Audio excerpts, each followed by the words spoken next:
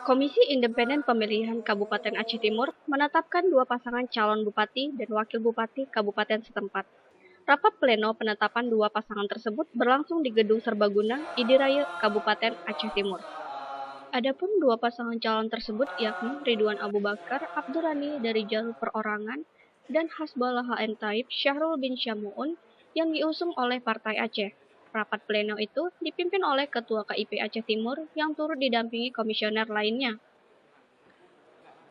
Rapat yang berlangsung pukul 9.30 WIB itu sempat diskor selama 30 menit karena menunggu salah satu pasangan dari calon Partai Aceh yang meninggalkan lokasi dan tidak hadir kembali mengikuti rapat pleno tersebut.